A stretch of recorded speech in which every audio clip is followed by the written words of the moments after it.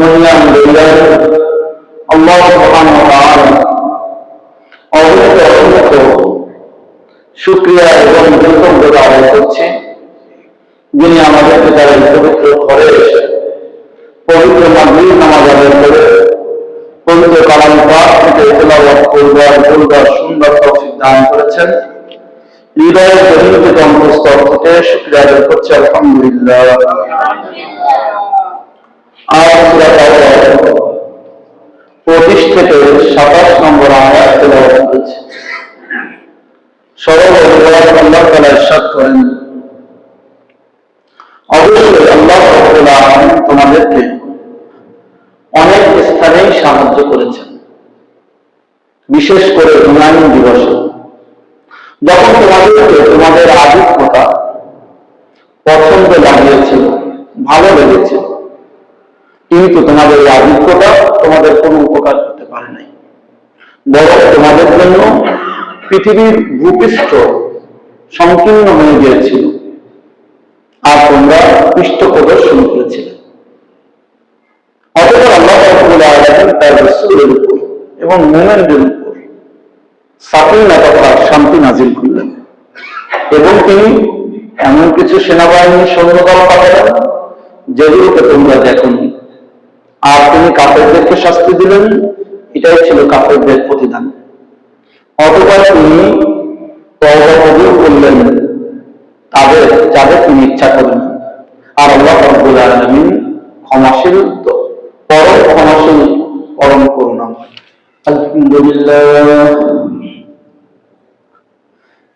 আলহামদুলিল্লাহ নাহমাদুহু ওয়া নাস্তাঈনুহু ওয়া নাস্তাগফিরুহু ওয়া নু'মিনু বিহি ওয়া নাতাওয়াক্কালু আলাইহি ওয়া নাউযু বিল্লাহি মিন শুরুরি আনফুসিনা ومن سيئات أعمالنا من يهده الله فلا مضل له ومن يضلله فلا هادي له وأشهد أن لا إله إلا الله وحده لا شريك له لا ضد له ولا ند له ولا مثل له ولا مثيل له وأشهد أن سيدنا وسندنا ومولانا وأولانا محمدا عبده ورسوله صلى الله عليه وعلى آله وأصحابه وبارك وسلم تسليما كثيرا كثيرا. أما بعد فأعوذ بالله من الشيطان الرجيم. بسم الله الرحمن الرحيم.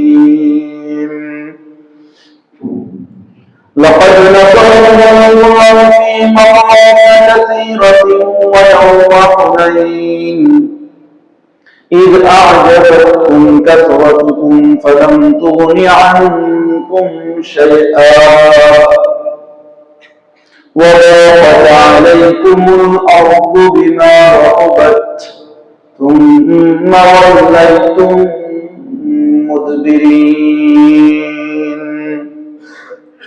ثم أنزل الله سكينته على رسوله وعلى المؤمنين وأنزل جنودا لم تروها وعذب الذين كفروا وذلك جزاء الكافرين. ثم يتوب الله من بعد ذلك على من يشاء والله غفور رحيم. آمنت بالله صدق الله العلي العظيم وصدق رسوله النبي الكريم ونحن على ذلك من الشاهدين والشاكرين والحمد لله رب العالمين. رب اشرح لي صدري ويسر لي امري واحلل عقدة من لساني يفقهوا قولي. رب زدني علما رب يسر ولا تعسر وتمم علينا بالخير وبك نستعين يا مستعان. اللهم إني أسألك الصلاة والسلام وأعوذ بك من الزلل والخير ومن كل شرور وغرور.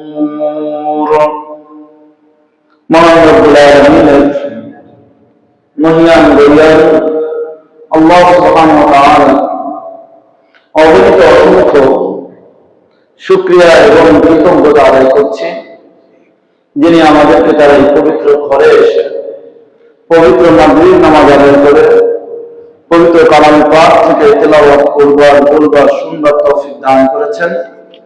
হৃদয়ের গহীন থেকে অন্তঃস্থল থেকে শুকরিয়া আদায় করছি, আলহামদুলিল্লাহ। আজ সূরা তাওবা 25 থেকে 27 নম্বর আয়াত তেলাওয়াত করেছি।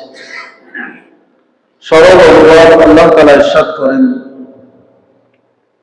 অবশ্যই আল্লাহ রাব্বুল আলামিন তোমাদেরকে অনেক স্থানেই সাহায্য করেছেন, বিশেষ করে হুনাইন দিবসে, যখন তোমাদেরকে তোমাদের আধিক্যতা পছন্দ লাগিয়েছিল, ভালো লেগেছিল, কিন্তু তোমাদের এই আধিক্যতা তোমাদের কোনো উপকার করতে পারে নাই, বরং তোমাদের জন্য পৃথিবীর ভূপৃষ্ঠ সংকীর্ণ হয়ে গিয়েছিল আর তোমরা পৃষ্ঠ প্রদর্শন করেছিলে।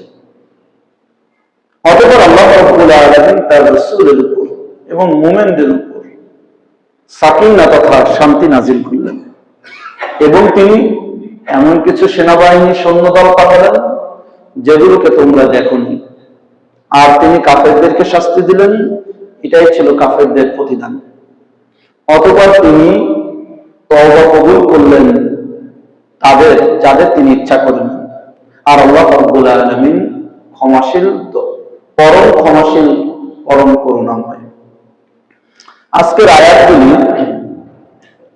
অত্যন্ত গুরুত্বপূর্ণ আয়াত, মুসলিম উম্মাহর জন্য জীবন কিয়ামত পর্যন্ত খুব শিক্ষণীয় আয়াত। আজকের আয়াতে আল্লাহ রাব্বুল আলামিন সবকিছু যে তার নিজের হাতে রেখেছেন, কোন কোয়ান্টিটি কোয়ালিটি, কোন শক্তি বুদ্ধি মেধা ক্ষমতার উপর রাখেন নাই, এটার প্রমাণ, জ্বলন্ত প্রমাণ তিনি এখানে পেশ করেছেন। হুনাইনের ঘটনা দিয়ে আল্লাহ রাব্বুল আলামিন এই শিক্ষা আমাদেরকে পেশ করেছেন। সাহাবায়ে কেরাম রাদিয়াল্লাহু তাআলা আনহুকে আল্লাহ রাব্বুল আলামিন যেভাবে ভালোবাসতেন, যেভাবে তাদের কথা, তাদের নাম নিয়ে কোরআনে আলোচনা করেছেন, ঠিক তাদের সূক্ষ্ম থেকে সূক্ষ্ম, ক্ষুদ্র থেকে ক্ষুদ্র পদস্খলনের ব্যাপারে আল্লাহ রাব্বুল আলামিন শক্তভাবে সতর্কতা দিয়েছেন, সংশোধন করেছেন। আমার কাছে তো লাগে কতই বড় কপাল সাহাবায়ে কেরামের, যে আল্লাহ রাব্বুল আলামিন নিজ হাতে তাদের সংশোধন করেছেন। সুবহানাল্লাহ। আর আমরা পুরা কপাল, আমাদের নিজেদের সংশোধন নিজেদের হওয়া লাগে। একজন যদি কোনো মুরব্বী থাকে আর তাকে দেখভাল করে, আদর করে, মানুষ করে, আবার কোলে পুটে যেমন নেয় তেমন শাসনও করে, সেই মুরব্বী থাকা একটা বড় কপাল। কি বলেন? যেমন বাবা, সাধারণত বাবারা যেমন আদর করে, নিজের জান উজাড় করে, রক্ত পানি করে সন্তানকে মানুষ করতে চায়, সেগুলো সন্তান যাতে মিসগাইডেড না হয়, বিপদে না যায়, তার ব্যাপারেও তাদের কড়া নজর থাকে। থাকে কিনা? মা যেমন নিজের রক্ত পানি করে সন্তানকে দুধ খাওয়ায়, ঠিক আবার সন্তানের কষ্ট, সন্তানের ব্যথা, সন্তানের বিপদে সবার আগে কে পাশে থাকে? মাই থাকে। এটা কেন? যে আদর করে সেই শাসন করে, যে আদর করে শাসন তারই শোভা পায়, যে শাসন করে আদরও তারই করুণা হয়। আল্লাহ রাব্বুল আলামিন এত নিয়ামতের মধ্যে রেখেছেন, টুকটাক না বেশি আরো শাসন করার যোগ্যতা তিনি, ক্ষমতা, অধিকার পূর্ণ তিনিই রাখেন। সেটা যদি আল্লাহর সশরীরে হাতে, মানে একেবারে আল্লাহর হাতের মতন, মা বাবার মতন শাসনটা হয়, আর সেই সংশোধনীটা হয়, সেই কান মলাটা হয়, কতই না সেটা মজার হবে। আমাদের অনেক উস্তাদ আছে এখনো, তারাও বুড়ো হয়ে গেছেন, আমরাও একটু বয়স হয়েছে, এখনো শাসন করেন। অনেকে এখনো কান মলা দেন, থাপ্পড় দেন, এটা বড় লাগে। আমার মনে আছে আজ থেকে প্রায় 8-10 বছর আগের কথা, নতুন উস্তাদ হয়েছি কেবল 1-2 বছর। আমার এক উস্তাদ আমাদের পদ্মার ওপারে খুলনার ওদিকে, মুফতি বলতে ওনাকে সবাই এক বাক্যে চেনে, যে কোনো বাতিল ফেরকা, ভুল মতাদর্শ ওনার নাম শুনলে ভয়তে কাঁপত। উনি কোথাও আসবে জানলে সব পালাইত।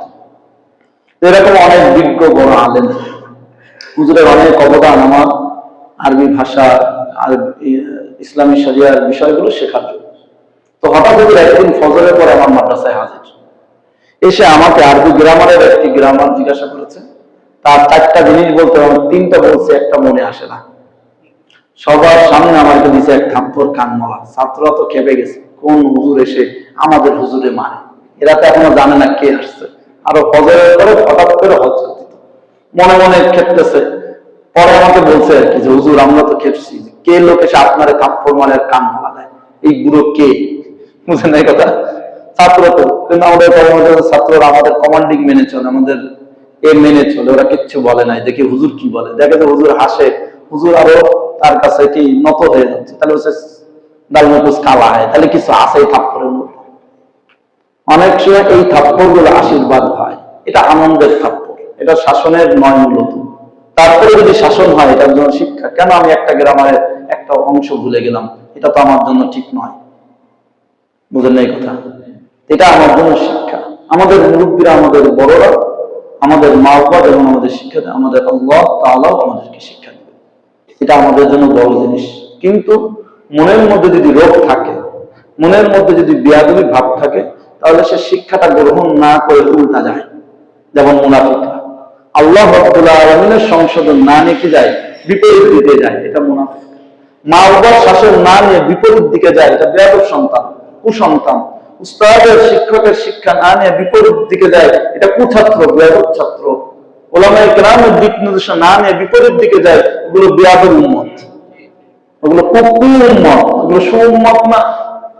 আরে ওলামায়ে কেরাম, হক্কানি ওলামায়ে কেরামকে 1 বেলা না 2 বেলা 10 বেলা খাওয়ায় 10 কোটি হাতে দিয়ে দিলেও কেনা যাবে না। সোজা কথা, 10 কোটি টাকাও হাতে দিয়ে দিলে ফ্ল্যাট বাড়ির লোক দেখালে কেনা যাবে না। ওলামায়ে হক্কানি নির্দেশনা কোরআন সুন্নাহ থেকে বলেন, সেটা মেনে নেওয়ার মধ্যে কামিয়াবি, না মানার মধ্যেই শয়তান, বেয়াদবি। আল্লাহর পরবত করেন আমিন। তো সাহাবায়ে কেরাম রাদিয়াল্লাহু আনহুকে আল্লাহ তাআলা এখানে একটি বিশেষ নিজ হাতে সংশোধনী দান করেছেন। কিয়ামত পর্যন্ত জগৎবাসী আমাদেরকেও সেই সংশোধনী শিক্ষা দান করেছেন। হযরত রাসূলুল্লাহ সাল্লাল্লাহু আলাইহি ওয়াসাল্লাম মক্কা বিজয়ের পরে যখন একটা সাধারণ ক্ষমা ঘোষণা করলেন, যে সমস্ত মুশরিকদের সাথে, মক্কার মুশরিকদের সাথে চুক্তি আছে, তাদের চুক্তির উপর যারা ভঙ্গ করবে না, তাদের সাথে বহাল থাকবে। আমরা পিছনে বিস্তারিত তাফসীর গিয়েছে, কারোর সাথে 7-8 মাস 9 মাস বাকি ছিল, এভাবে চলতেছিল। কিন্তু হাওয়াযিন নামক এক গোত্র, অনেক বিশাল বড় একটা গোত্র, তারা চিন্তা করলো যে মক্কায় যেভাবে মুহাম্মদ রাসূলুল্লাহ সাল্লাল্লাহু আলাইহি ওয়াসাল্লাম মুসলমানদের নিয়ে মক্কা বিজয় করে একটা বড় অবস্থান, একটা বড় শক্তি, বড় একটা পরিবেশ তৈরি করে ফেলেছেন, এটা আমাদের জন্য ভালো নয়। সময় সম্ভাবনা রয়েছে অল্প সময়ের মাঝে তারা আমাদেরকে উৎখাত করবে, বা তাদের ক্ষমতা, তাদের কর্তৃত্ব, তাদের এই দ্বীনি পরিবেশ, তাদের এই ইসলামী আয়োজনটা আরো বাড়তে বাড়তে একসময় আমরা অনস্তিত্ব হয়ে পড়ব। তাই হাওয়াযিন তার অধীন শাখা গোত্রগুলো, ছোটখাটো যে সমস্ত শাখা গোত্র ছিল, অনেক লম্বা ঘটনা, গত তাফসিরে কিছু বলেছি, আবার একটু ভূমিকার জন্য তাফসিরে কিছু আনছে।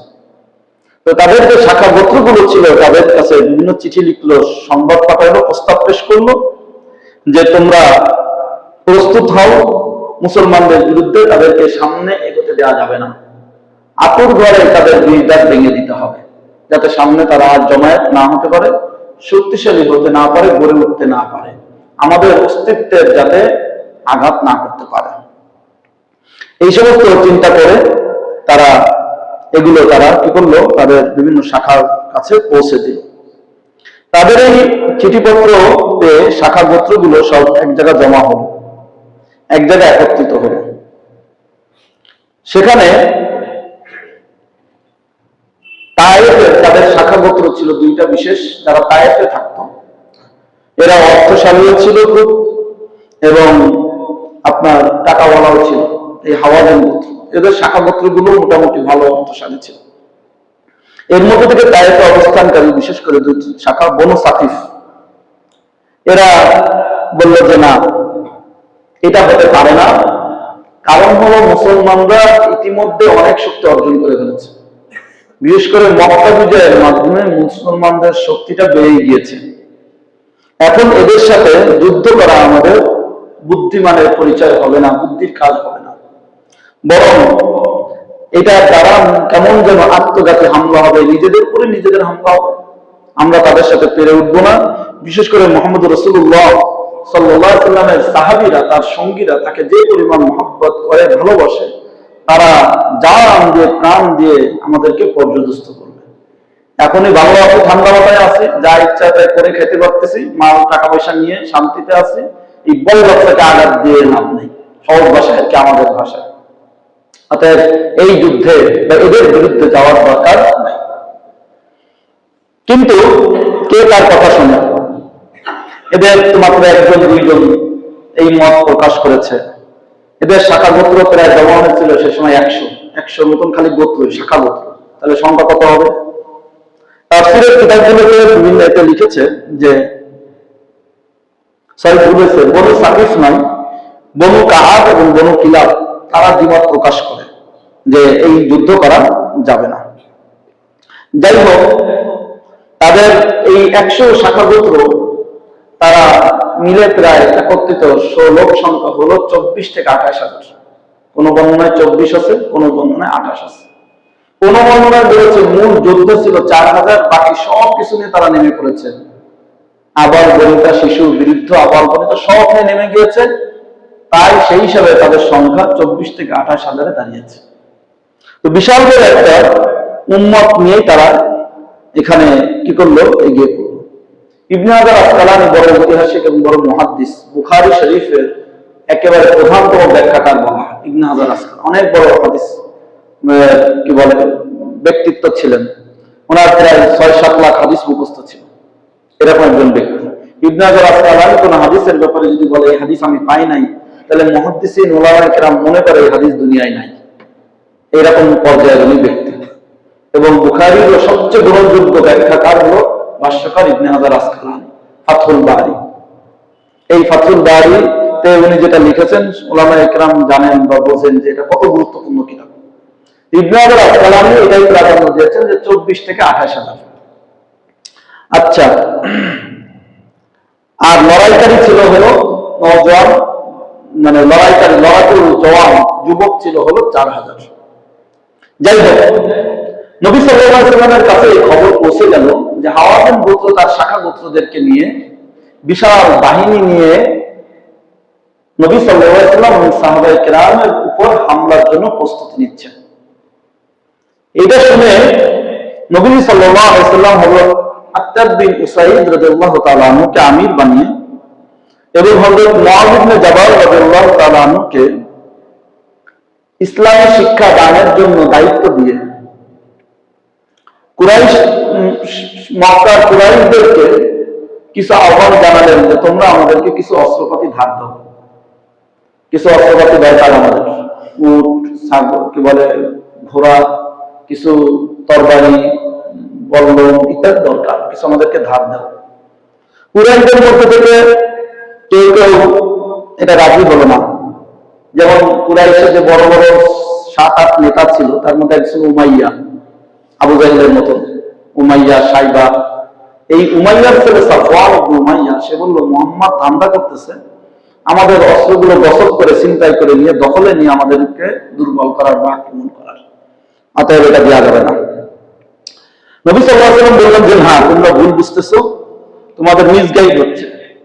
যাদের দিলের মধ্যে রোগ থাকে এরা সবসময় খারাপ ধারণা করে। কি ধারণা করে? খারাপ ধারণা। কারণ মনটাই তো খারাপ, যায় কোন দিকে? খারাপ দিকে। আমাদের এক বড় আকাবির ছিলেন দাদা উস্তাদ শেখ আজিজুল বলে সিদ্দিক আহমদ শেখ, খতিবে বাংলা। যারা 70 দশকের আছেন তারা জানবেন যে বাংলাদেশে বড় বক্তা খতিব হিসেবে সবাই চিনত সিদ্দিক আহমদ শেখকে। বিশেষ করে চট্টগ্রাম, নোয়াখালী এদিকের লোকরা ভালো জানবেন। তো খতিবে বাংলার সিদ্দিক আহমদ রহমতুল্লাহ ভাই এমন আল্লাহ তাআলা ওনাকে যোগ্যতা দান করেছিলেন, যে কোনো বাতিল ইসলামের উপরে যে কোনো আঘাত আসলে তিনি যুক্তি দিয়ে, কোরআন হাদিসটা আছে, যুক্তি দিয়ে এমন উত্তর দিতেন কেউ আর সেটা মানে উত্তর দিতে প্রোটেক্ট করতে পারত না। কিন্তু ওনারই ক্লাস ফ্রেন্ড একজন, সে গোমরা হয়ে গেছিল, সেও বড় আলেম ছিল, সে উস্তাদদের সাথে বেয়াদবি করে গোমরা হয়ে গেছে। সে ছিল বাতিল মাদার পূজা করেন ওদের দলের লোক। তার নাম ছিল শেখ আজিজুল্লাহ। তো একদিন বাসে উনি যাচ্ছেন, মানুষজন চিনে ফেলছেন সিদ্দিক আহমদ সাহেব যান। তো মানুষজন বলছে হুজুর, শেখ আজিজুল্লাহ তো আপনাকে বলে সিদ্দিক আহমদ গু খায়। সিদ্দিক আহমদ কি খায়? গু খায়। খতিবে বাংলার সিদ্দিক আহমদ রহমতুল্লাহ আলাইহি প্রতি উত্তরে বললেন আজিজুল্লাহ চিনি খায়। আজিজুল্লাহ কি খায়? চিনি খায়। মানুষজন প্রশ্ন করলেন হুজুর, আজিজুল্লাহ বলল আপনার মতন হক্কানি এত বড় আলেম বুজুর্গকে কি গু খায়, আর আপনি তার উল্টাই বাতিল বেদাতি এই বন্ধ হুজুর বললেন কি চিনি খায় কেমনে কি? সিদ্দিক আহমদ রহমতুল্লাহ আলাইহি বললেন, ভাই কুল্লু ইনাইন তাবাশশাউ বিমা ফি, প্রত্যেক পাত্রের মধ্যে যা থাকে তার থেকে তাই বের হয়। মধুর বোতল থেকে কি বের হয়? মধু। আর পেশাবের বোতল থেকে পেশাব।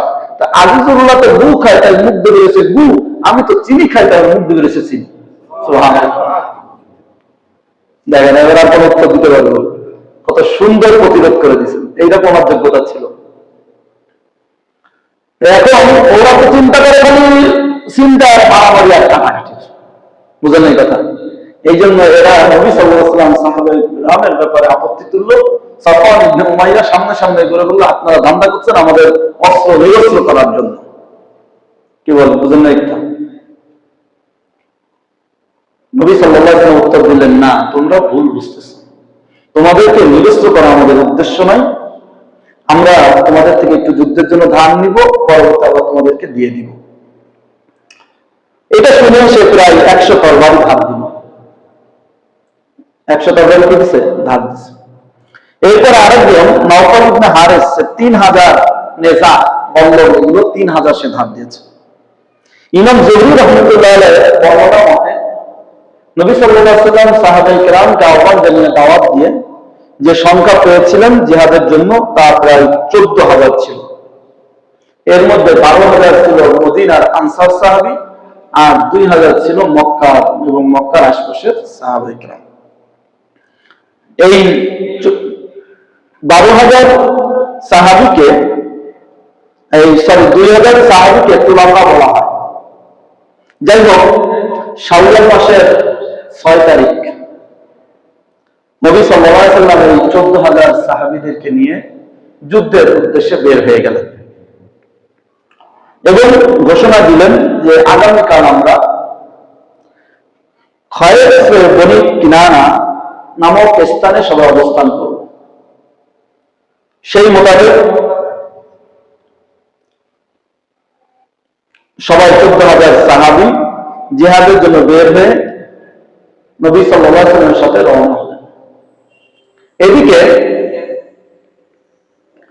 মক্কার বিভিন্ন নারী পুরুষও বের হয়ে গেল, কিন্তু তারা যুদ্ধ করার জন্য নয়, তারা হলো রংলীলা দেখার জন্য, যে দেখবো যে মুহাম্মদ সাল্লাল্লাহু আলাইহি ওয়াসাল্লাম তার সাহাবাদেরকে নিয়ে হাওয়াজেনের এই বিশাল বাহিনীর সাথে পারে কি পারে না।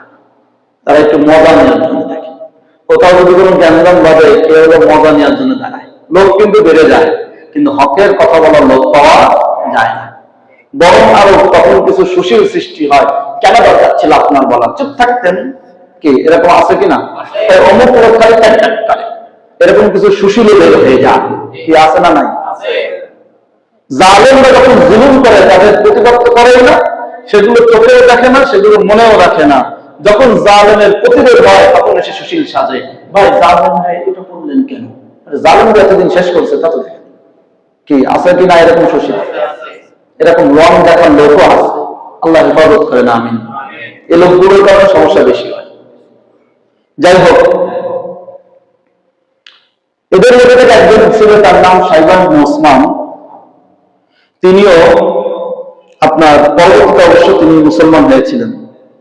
তিনি ঘোষণা দিয়েছেন, তিনি ঘটনা বর্ণনা করেন কেন গেলাম, কারণ হলো বদরে আমার বাবা হযরত হামজা রাদিয়াল্লাহু তাআলার হাতে আর আমার চাচা আলী রাদিয়াল্লাহু হাতে মরেছিল। তাই তাদের প্রতিশোধ নিতে পারি না, একটু দেখার আশায় গেছিলাম। মানে তখন ভাবটা ছিল এইটা আর কি, যে আমার বাপ চাচারা তো মরছে এদের হাতে, যাই আমরা তো মারতে পারি না, একটু দেখি কি অবস্থা চলছে, কি আজকে কেমনে মরে, বাটা খায় ভালো করে দেখবো আজকে, এই আশায় যায়। যাই হোক, পরবর্তীতে যখন দুই গ্রুপ প্রায় মুখোমুখি, নবী সাল্লাল্লাহু আলাইহি ওয়াসাল্লাম সাহাবায়ে কেরামকে ভাগ করে দিলেন। নবী ইসলামের রণকৌশল ছিল এক অভিনব রণকৌশল। আল্লাহ রাব্বুল আলামিন ওনাকে যেরকম নামাজ, রোজা, হজ, যাকাত, অন্যান্য মাসলা মাসাইলের এক নিপুণ শিল্প শিক্ষাদান করেছিলেন, রণকৌশলে আল্লাহ রাসূল সাল্লাল্লাহু আলাইহি ওয়াসাল্লামকে আল্লাহ তাআলা এক নিপুণ কৌশল শিক্ষাদান করেছিলেন। হবেই না কেন? তিনি তো আল্লাহ রাসূল, সবচেয়ে সেরা মানব, সবকিছুতে সেরা হবেন। যে ছাত্র ভালো ছাত্র কাকে বলে? সে পড়ালেখায়ও ভালো, আদবেও ভালো, লেখায়ও ভালো, পড়ায়ও ভালো, শোনায়ও ভালো, বলায়ও ভালো। কি বলেন? এই তো ভালো ছাত্র। খালি একটা জিনিস ভালো, হাতের লেখা খুব সুন্দর, লিখে রাখে গান পরীক্ষার হতে। কথা আছে কিনা? অপরাধ লিখে দিল, আইসে কোরআনের তাফসীর লিখে দিয়েছে কি তবলিগের হাতের লেখা সুন্দর। বোঝেন নাই কথা? এটা কি হবো? হবে না, ছাত্র হয় না। ছাত্রের পরীক্ষার লেখার থেকে আগে জরুরি হলো কি? তথ্য। তথ্যটা সঠিক দাও, তারপর লেখা সুন্দর হলে ভালোর উপর ভালো। বোঝালেন কথা?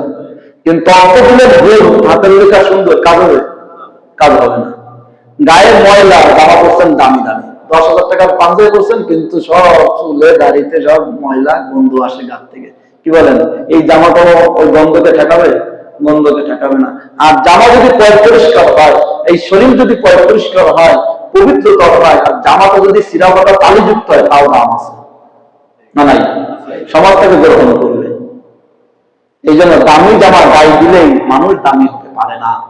মানুষ যখন তার আখলাকে দামি বানায়, তখন কম দামি জামা গায়ে দিলেও সে দামি হয়ে যায়। বুঝলেন না এই কথা? এইটা আমাদের আজকের যুব সমাজ, আজকের পাশ্চাত্য আমাদেরকে সতর্ক হতে হবে, যে পাশ্চাত্য আমাদেরকে বোঝাচ্ছে তুমি গায়ে দামি জামা দাও তো তুমি দামি হবা না। দামি জামা গায়ে দিলে দামি হয় না, নিজেকে দামি বানালে কম দামি জামাও দামি হয়ে যায়। কোরআনে কারীমের সাথে যদি 20 টাকা গজের কাপড় দিয়ে গিলাফ বানানো হয়, যদি এটা ঠিক না, আমরা নিজের গায়ে বলি 2000 টাকা গজের কাপড়, আর কোরআন আসলে 20 টাকা, কি আছে কিনা? আচ্ছা ধরে নিলাম, তাও কেউ না বুঝে, না জেনে, অজান্তে, অজ্ঞতায়, মূর্খতায় কোরআনের দাম না বুঝে কোরআনের 20 টাকার একটা গিলাফ বানায়, বলেন ওই গিলাফের দাম বেশি না আমার 20,000 টাকার পাঞ্জাবির দাম বেশি? গিলাফের দাম বেশি। ওই গিলাফে পা লাগানো যায়? ওই গিলাফ ধোয়া পানি আর আমার জামা ধোয়া পানির কি মান এক? কি বলেন? ওই গিলাফ ধরে চুমা খায়, আমার পাঞ্জাবি লাফতে মারে যা। বোঝেন নাই কথা? কেন হলো? দামটা বাড়লো কেন? জায়গার সাথে সম্পর্কের কারণে। মাথার টুপি একই সুতার, পায়ের জুতার মধ্যে একই সুতা থাকে, ওই পায়ের জুতার দাম বেশি না মাথার টুপির দাম বেশি? কেমন দাম বেশি? মানুষ চুমা খায়, উপরে রাখে, পায়ে রাখতে দেয় না। তাহলে বোঝা গেল জায়গার কারণে জিনিসের দাম বেড়ে যায়। যে এরকম কোরআনকে শোনায় নিবে, কোরআনের সাথে সম্পর্ক করবে, হাদিসের সাথে সম্পর্ক করবে, আল্লাহ রাসূলকে সুন্নাহকে গায়ে আনবে, তার দাম 1000 গুণ বেড়ে যাবে। হযরত ওমরের ফারুক কোথায় নিচে পড়েছিল, আর যখন সুন্নাহকে সাথে নিয়ে নিছে, কোরআনকে নিয়ে নিছে, হযরত ওমরের দাম কত বেড়ে গেছে। মাইকেল হার্ট দা 100 এর মধ্যে, এই জন্য নবী ইসলামের পরে হযরত ওমরের জীবনী এনেছে, ঈসা আলাইহিস সালামের এনেছে 3 নম্বরে। যদিও তার এই কাজ সহি নয়, কারণ হযরত ওমর নবী নন, নবীর মাকাম ঈসা আলাইহিস সালামের মর্যাদা ওমরের থেকে উপরে, কিন্তু সে তার দর্শন আর দৃষ্টিতে ওমরের আখলাক আর চরিত্রে, ওমরের কার্য পদ্ধতি আর আমলে বিমোহিত হয়ে নিজের নবীকে পিছনে করে একজন সাহাবীকে উপরে নিয়ে আসছে। সুবহানাল্লাহ। আল্লাহ নবী বলেছেন বুখারী মুসলিমের হাদিস, আল্লাহ যদি আমার পরে কাউকে নবী বানাতো ওমর তোমাকে বানাতো। সুবহানাল্লাহ। কেমন যোগ্য! হযরত ওমরের মত অনুযায়ী আল্লাহ তাআলা কোরআনে 5টা বিধান নাযিল করেছেন। হযরত ওমরের পছন্দ, বুঝলেন না? কত বড় কপাল, কত বড় মান তাদের ছিল। সুবহানাল্লাহ। যাই হোক, তো জিহাদের জন্য নবী সাল্লাল্লাহু আলাইহি ওয়াসাল্লাম প্রস্তুতি নিয়ে রণকৌশল আল্লাহ তাআলা রাসূল সাল্লাল্লাহু আলাইহি ওয়াসাল্লামকে দান করেছেন। এখন পাশ্চাত্যের ডিফেন্স কলেজগুলোতে আল্লাহ রাসূল সাল্লাল্লাহু আলাইহি ওয়াসাল্লামের রণকৌশল পড়ানো হয়, খালিদ বিন ওলীদের রণকৌশল পড়ানো হয়। আমাদের এগুলো পড়া উচিত, জানা উচিত। আল্লাহ রাসূল সাল্লাল্লাহু আলাইহি ওয়াসাল্লাম খালি আমরা ওযুর সুন্নাত জানি, নামাজের সুন্নাত জানি, মিষ্টি খাওয়ার সুন্নাত, ফল খাওয়ার সুন্নাত, এই সমস্ত খুব জানি এবং আমলও করি, বুঝলেন? গোস্ত খাওয়ার সুন্নাত, এই খাওয়ান দাওয়ানের সুন্নাত গুলো খুব ভালো জানি এবং মানি। মাশাআল্লাহ, এটাও ভালো, কম না। অন্তত এই ক্ষেত্রে তো সেটা আমরা মানি না, কিন্তু একটু আগে আপডেট হতে হবে, আর একটু এগোতে হবে। সেটা হলো যেরকম খানা খাওয়ার সুন্নাত গুলো জানি, মানি, আমল করি, সেরকম খানা ত্যাগ করার সুন্নাত গুলো, কিছু ত্যাগের সুন্নাত গুলো জানা মানা করা দরকার। আল্লাহ তাআলা আমাদের সবাইকে তৌফিক দান করুন। নবী সাল্লাল্লাহু আলাইহি ওয়াসাল্লাম সাহাবায়ে কেরামকে ভাগ করে দিলেন। ডান দিকে দিলেন হযরত আব্বাস রাদিয়াল্লাহু আনহু, বাম দিকে আবু সুফিয়ান ইবনে হারিসকে, পিছনে দিকে নবী সাল্লাল্লাহু আলাইহি ওয়াসাল্লাম, না পিছনে দেন নাই, হযরত আবু সুফিয়ান ইবনে হারিসকে বাম দিকে, ঠিক আছে। এইভাবে তিনি সাজায় দিলেন সাহাবায়ে কেরাম রাদিয়াল্লাহু তাআলাকে। পরবর্তীতে যুদ্ধে দাঙ্গা বেজে গেল, অবস্থা খুব লড়াই, তুমুল লড়াইয়ের অবস্থা শুরু হয়ে গেল। এদিকে নবী ইবনে হারিস তিনি বলেন যে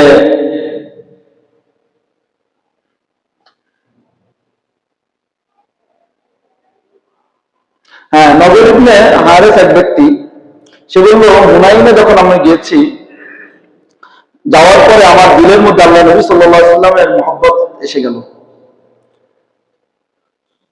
তো তিনিও তখন ইসলাম গ্রহণ করে মর্দে মুজাহিদ হয়ে যুদ্ধের মধ্যে লিপ্ত হয়ে গেল। সুবহানাল্লাহ। তো এরকম বিভিন্ন আরো ঘটনা ঘটছে, অনেকেই এখানে দলে দলে আবার মুসলমান হয়েছে, অল্প কিছু। যাই হোক, তো মুসলমানরা যখন হুনাইনে পৌঁছালেন, তো তখন হযরত রাসূলুল্লাহ সাল্লাল্লাহু আলাইহি ওয়াসাল্লামের দরবারে সুহাইল ইবনে হানজালা রাদিয়াল্লাহু তাআলা একটু খবর নিয়ে উপস্থিত হলেন যে এক ঘোরসর ব্যক্তি কেবল শত্রু পক্ষ থেকে এসেছে। সে এসে বলতেছে যে হাওয়াযিন বংশ পুরা তাদের লোক, সামান, মাল, সরঞ্জাম সব নিয়ে এসেছে। নবী সাল্লাল্লাহু আলাইহি ওয়াসাল্লাম এটা শুনে একটু মুস্কি হাসি দিলেন এবং বললেন, এগুলো ভ্রুক্ষেপ করো না, এই সব মাল আমাদের হাতে গনিমত হয়ে চলে আসবে ইনশাআল্লাহ। নবী সাল্লাল্লাহু আলাইহি ওয়াসাল্লাম এই জায়গায় উপস্থিত থেকেই হযরত আব্দুল্লাহ বিন হাদ্দাদকে গোয়েন্দা হিসাবে পাঠিয়ে দিলেন যে শত্রুদের অবস্থা দেখে আসো। নবী ইসলামের রণকৌশলের একটা পদ্ধতি এটা ছিল, শত্রুর অবস্থা পর্যবেক্ষণ করা। আর সাহাবায়ে কেরামের মধ্যে থেকে বিভিন্ন সাহাবীকে তিনি গোয়েন্দা হিসেবে পাঠাতেন, যারা খুব সূক্ষ্ম তত্ত্ব খবর নিয়ে আসতে পারে, খুব চৌকস, বিচক্ষণ। তো উনি সেখানে যে 2 দিন থাকলেন, সব আলাপ টালাপ দেখে শুনতে থাকলেন, দেখতে থাকলেন, শুনতে থাকলেন। সেখানে তৎকালীন তাদের কমান্ডার এবং লিডার ছিল মালিক ইবনে আউফ। তিনি সেখানে থেকে গোপনে জানতে পারলেন, শুনতে পারলেন যে মালিক ইবনে আউফ মানুষদেরকে বলতেছে, মুহাম্মদ এখনো পর্যন্ত কোন বিশাল বীর বাহাদুর ঐশ্বর্যে বিশিষ্ট ক্ষমতাশীল কোন দলের সাথে, গোত্রের সাথে যুদ্ধ করার অভিজ্ঞতা অর্জন করে নাই, তার সে অভিজ্ঞতা নাই। এই ছোটখাটো যুদ্ধ করছে তাও এদের সাথে। অতএব এই ভয় পেও না, আমরা ইনশাল্লাহ মানে ওরা ইনশাল্লাহ বলে মানে আমরা তাদের সাথে কি করবো, ভালো করে যুদ্ধে জয়ী হবে। তোমরা ভালো করে কাতারবন্দি হও সকাল সকাল, এবং প্রত্যেকের সাথে বিবি বাচ্চাদের সাথে রাখবা। মালিক ইবনে দিনারের একটা চৌকস বুদ্ধি ছিল, পরিকল্পনা প্ল্যান ছিল। কেন সে প্রত্যেকের সাথে বিবি বাচ্চা রাখতে বললো যুদ্ধের ময়দানে?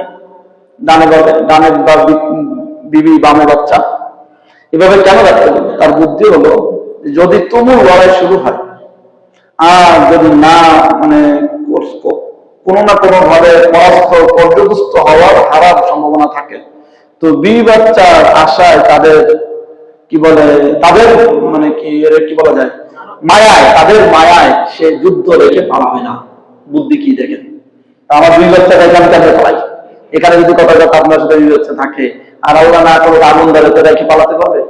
কদিন আগে আমাদের ঢাকা পুরান ঢাকা আগুন ধরলো, এক লোক বিবি বাচ্চা সহ করলো না, তার বের হওয়ার সুযোগ ছিল কিন্তু সে তার বিবি বাচ্চার মায়ায় সে আসতে পারলো না, তাদেরকে নিয়ে সে কি গেল, মারা গেল। এইভাবে মানে নির্দেশ দিল প্রত্যেকে তার ডানে বামে তার বিবি বাচ্চা নিয়ে এই যুদ্ধে কি তাকে উপস্থিত থাকলো, যাতে কেউ পালাতে না। তারাও কিন্তু আরবরা রণকৌশলে ছিল মারাত্মক ভয়াবহ। বাস এইভাবে সে তো সারা পুরো তার সৈন্য বাহিনীর মধ্যে বিশাল এক বাহিনী তৈরি করে দিল। অপরদিকে মুসলমানদের এটা এমন এক জিহাদ ছিল যে জিহাদে মুসলমানদের লোকও বেশি ছিল। বদরে ছিল মাত্র 313, উহুদে ছিল 1000 খানিক, কিন্তু এই যুদ্ধে মুসলমানদের লোক সংখ্যা 14,000। এটাও মুসলমানদের এক প্রথম যুদ্ধ, যখন মুসলমানরা অনেক, এদিকে অস্ত্র অনেক, নিজেদের তো কিছু আছে আবার ধার পাইছে, 100 তরবারি, 3000 বন্দুক, প্রায় 4000 অস্ত্র, আরো ঘোরা করা দিয়ে মোটামুটি মুসলমানরাও এবারের যুদ্ধে একটা ভালো অংশ হয়েছে।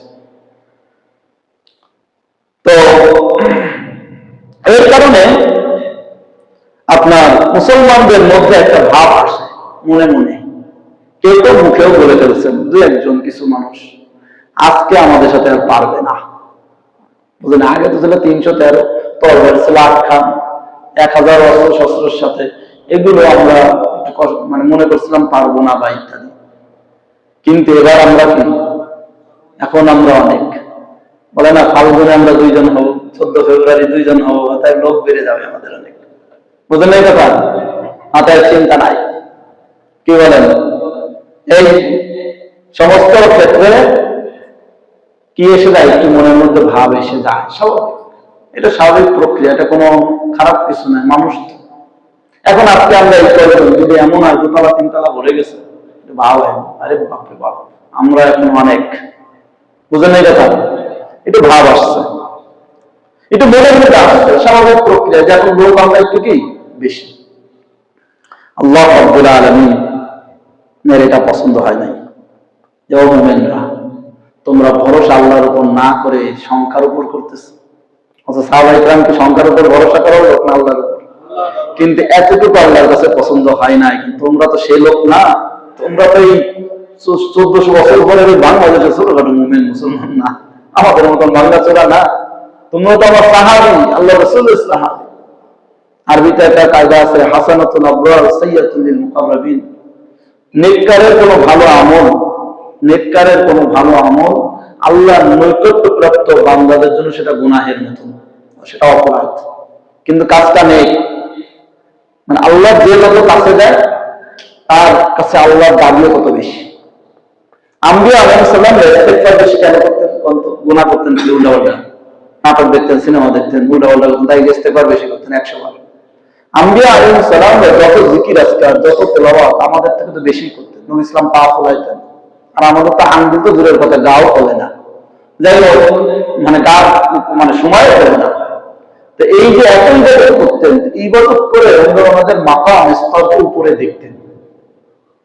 যেমন দেখবেন আপনি গুনাহ করছেন, তার থেকে তওবা করছেন, বা আগে কম আমল করতেন এখন বেশি আমল করেন, আগে জুমায় শেষে আসতেন এখন প্রথমে আসেন, আগে তাফসীর শুনতেন না এখন শোনেন, আগে জিকির করতেন না এখন করেন, আগে ইজতেমায় যান না এখন গেছেন, এই যে তুমি আগে মাহফিল করেন না এখন মাহফিল করছেন, এই যে ইত্যাদির কারণে দেখবেন আপনার একটা স্তর বাড়তেছে, একটা দিলের মধ্যে মজা আসতেছে। তখন মনে হয় ইস, কেন আরো আগে এই নেক আমলগুলো করলাম না, কি মনে হয় কিনা? মনে হয়। আরো করতাম, আরো এরকম মজা পাইতাম, আরো এরকম স্বাদ পাইতাম, আল্লাহর কাছে যেতাম। এখন দোয়া করলে একটু ভালো লাগে যে দোয়াটা মনে হয় যেন আল্লাহর কাছে যাচ্ছে। তোমার কথা এরকম একটু মনে হয় কিনা? একটু মনে হয় যেন আমি আল্লাহর কাছে চলে গেলাম। এটার জন্য পিছনের ব্যাক দিনের গুলো আগের পরিস্থিতির জন্য আফসোস লাগে।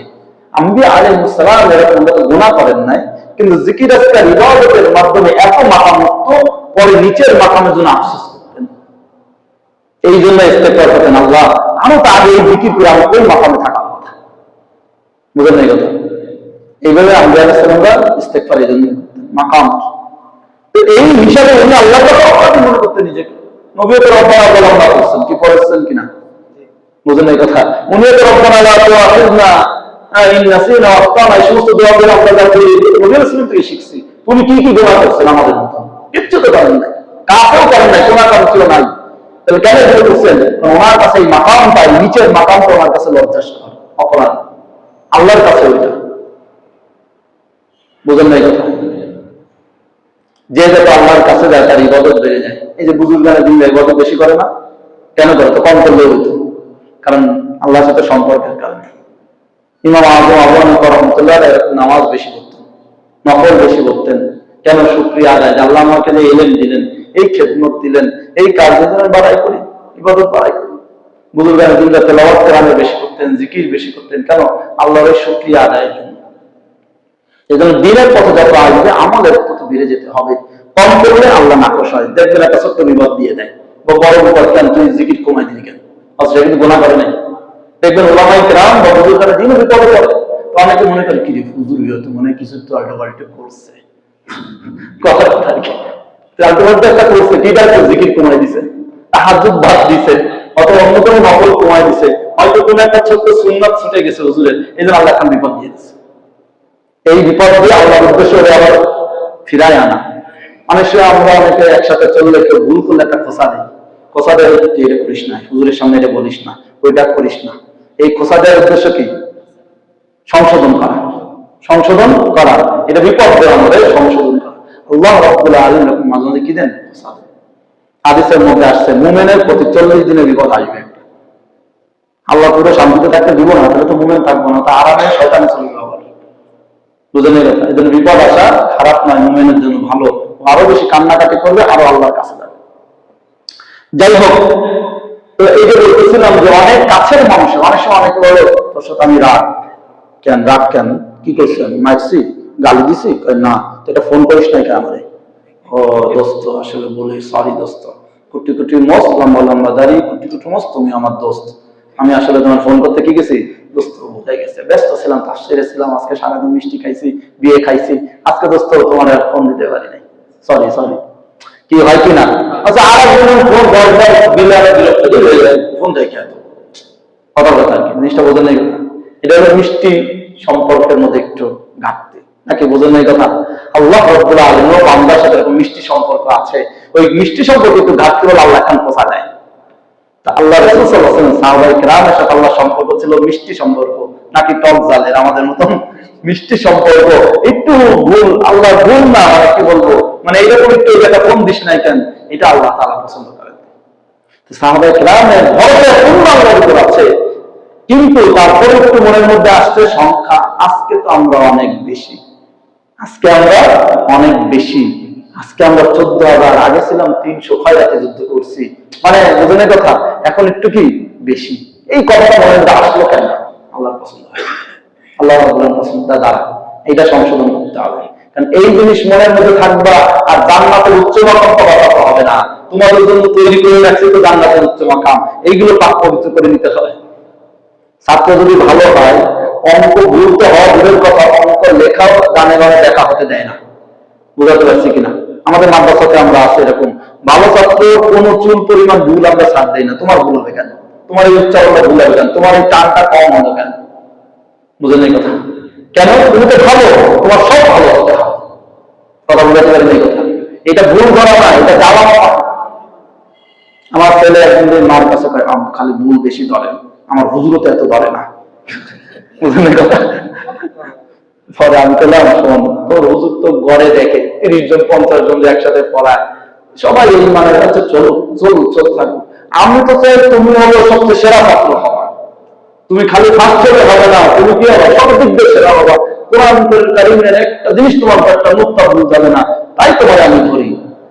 বুঝলেন এই কথা? তাই পরীক্ষা দিয়ে শেখায় আঁকবো, আবার পড়াবা এরকম। বুঝলেন এই কথা? মানে কি যে এটা করে যাও ভালো, এখন খুশি হয়ে যাও, পুরস্কার পাইবার খুশি হয়, তুমি কাঁদবো এরকম।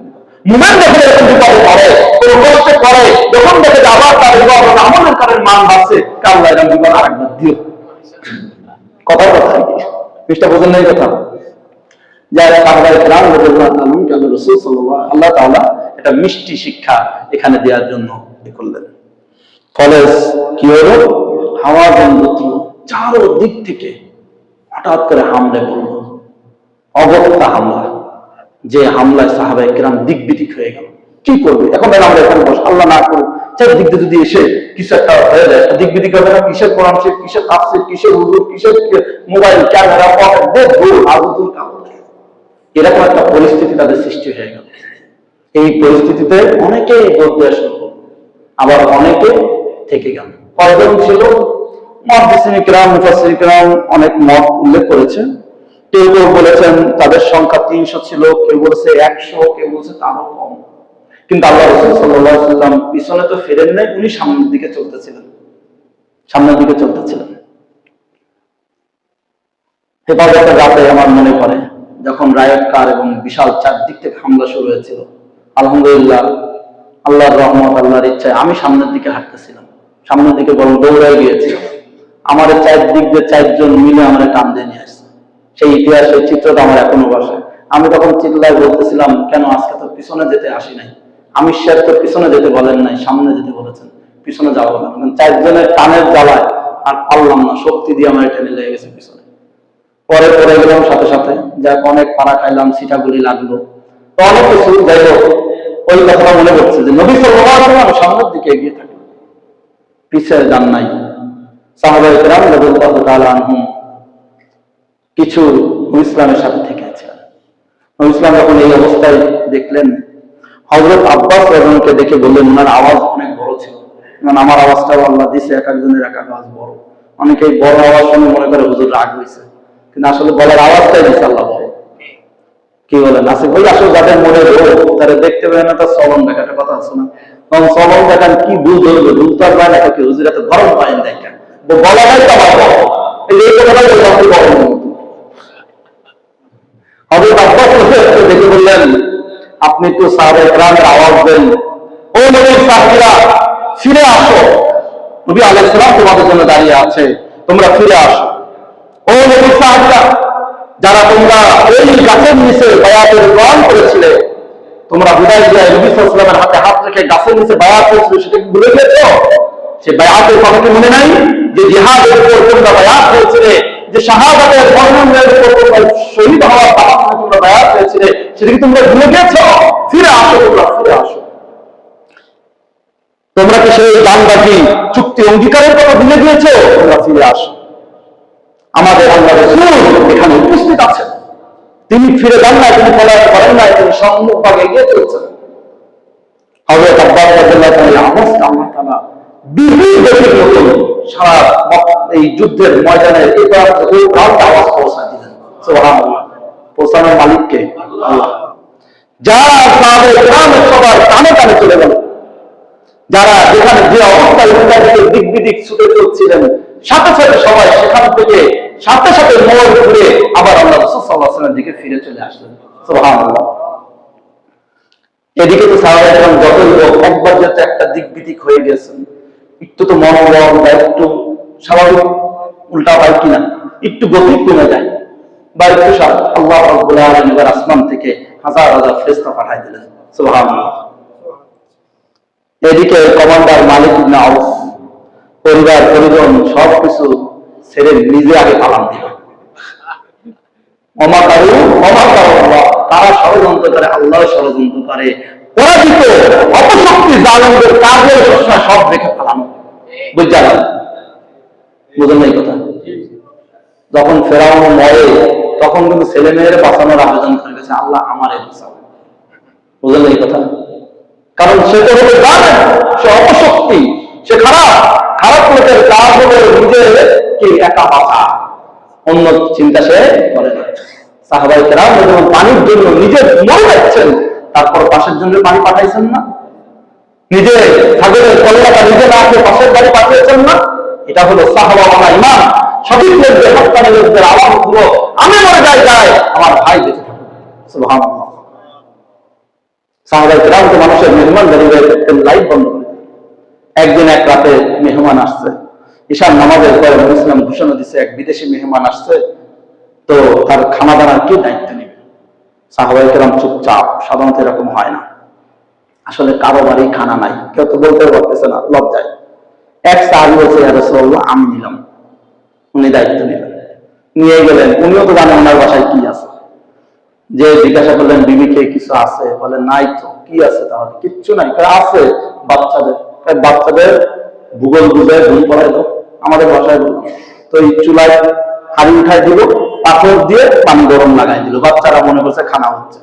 ছোট মানুষ তো, রাত বেরাত হলে ঘুম এসে যায়, কানতে কানতে এরা ঘুমাই গেল। খানা তো আছে একজনের মতন, বাচ্চাদের।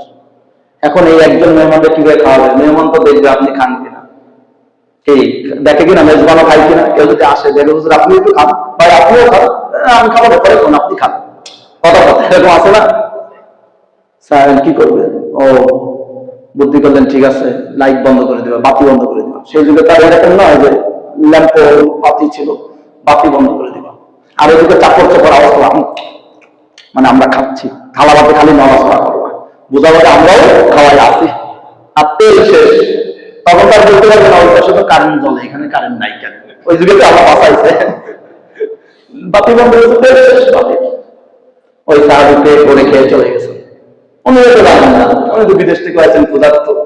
আল্লাহ তাআলা সকালবেলা ফজরের পর নবী ইসলামের আয়াত নাযিল হয়েছেন, ওয়ায়ুসিরুনা আলা আনফুসিহিম ওয়ালাউ কানা বিহিম খাসাসা। তারা তাদের নিজেদের রক্তের উপরে, নিজেদের জানের উপরে, নিজেদের মালের উপরে তারা মেহমানকে প্রাধান্য দান করেছে। আল্লাহ প্রশংসা নাযিল করেছেন, সুবহানাল্লাহ। কত লম্বা আয়াত নাযিল করেছেন, ওটা আবার অনেক লম্বা দিক চলে যাবে। তা আল্লাহ রাব্বুল আলামিন ফেরেশতা পাঠায়, সাহাবায়ে কেরামকে মদদ করলেন। আর এদিকে ওই সেই মালিক ইবনে আউফ, যে মূল বউ বাচ্চা নিয়ে থাকতে বলেছিল, সেই সব ছেড়ে পলায়ন। এর মধ্যে অনেক জখম হইল, তাদের কিছু মুসলমানদের হাতে আসলো, এই সমস্ত টাকা পয়সা সব মুসলমানদের গনিমতের মাল অর্জন হয়ে গেল। ওই জন্য ইসলাম বলছিলেন, ভয় করো না, পরীক্ষা করো না, সব গনিমত আসছে। মুসলমানদের প্রায় ৬,০০০ হলো বন্দী আসলো, ২৪,০০০ উট, ৪০,০০০ ছাগল বকরি, ৪,০০০ উকিয়া রূপা মুসলমানদের গনিমত আসলো। সুবহানাল্লাহ। ৪,০০০ উকিয়া, এক উকিয়া মানে অনেক বেশি, তো ৪,০০০ উকিয়া মানে কয়েক লক্ষ ভরি রূপা, কয়েক লক্ষ ভরি কি রূপা। আমাদের উকিয়ার হিসাব তো ভুলে গেছি। এইভাবে আল্লাহ রাব্বুল আলামিন সাহাবায়ে কেরামকে সাহায্য করেছেন। তাই আল্লাহ তাআলা লাকাদ নাসারাকুমুল্লাহু ফী মাওয়াতিন কাসীরাতিন ওয়া ইয়াওমা হুনাইন। আল্লাহ তাআলা অবশ্যই তোমাদেরকে বিভিন্ন স্থানে সাহায্য করেছেন, বিশেষ করে হুনাইনের দিন। ইযা আজাবাতকুম কাসরাতুকুম ফালাম তুগনি আনকুম শাইআ, যে যখন তোমাদেরকে তোমাদের আধিক্যতা তোমাদের ভালো লেগেছিল, মনের মধ্যে এসেছিল আজকে তো আমরা অনেক, কিন্তু সেই আধিক্যতা তোমাদের উপকার দেয় নাই। বরং তোমাদের জন্য পৃথিবী আরো সংকীর্ণ হয়ে গিয়েছিল। তোমাদের কেউ কেউ তো পৃষ্ঠ প্রদর্শন করে চলে গিয়েছিল, দিক বিদিক হয়ে গিয়েছিল। এখান থেকে শিক্ষা হলো, কখনোই ভরসা আল্লাহর উপর থেকে সরানো যাবে না। কখনোই মা, টাকা পয়সা, সূর্য, বীর্য, মেধা, বুদ্ধি, শক্তির উপর নির্ভর করা যাবে না। একজন মুমিন সর্ব অবস্থায়, সর্বক্ষেত্রে সে আল্লাহর উপর ভরসা রাখবে। আমার সমস্ত কিছু বাঁচানোর কে? আল্লাহ। একজন ছাত্র মেধাবী, সব করে ফেলছে, সমস্ত প্রশ্ন করে ফেলছে, পৃষ্ঠা এই মাথা থেকে ওই মাথা, বিসমিল্লাহ থেকে নিয়ে একদম কি মিনাল জিন্নাতি ওয়ান নাস সব করে ফেলছে, তারপর তার ভরসা কার উপর থাকবে? আল্লাহর উপর থাকবে। একজন মুমিন অর্থ নিয়ে নেমেছে বাজার করতে, তার ভরসা কার উপর থাকবে? এক লোক গরু কিনতে পেরেছে, কয় ভাই কই যান? তাই গরু কিনতে যাই। ইনশাল্লাহ করবে না? ইনশাল্লাহ কেন? পকেটে টাকা আছে, গরু কিনতেছে, ইনশাল্লাহ করা লাগবে। আচ্ছা ঠিক আছে, গরু কিনতে যায়, গরুর দাম দর করে পকেটে হাত দিয়ে থাকে, টাকা নাই। এখন কি ভাই গরু কিনবেন না? ইনশাল্লাহ কিনবো। কখন কিনবেন? ইনশাল্লাহ বাড়ির থেকে টাকা নিয়ে আসি।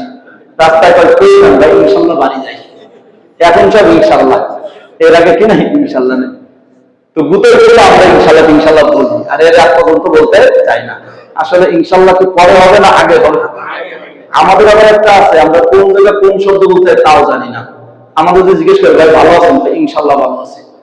ইনশাল্লাহ ভালো আছেন না, বল আলহামদুলিল্লাহ ভালো আছি। পিছনের কাজের জন্য আলহামদুলিল্লাহ, ভবিষ্যতের কাজের জন্য ইনশাআল্লাহ। ইনশাআল্লাহ কোন জায়গায় বলতে হয়?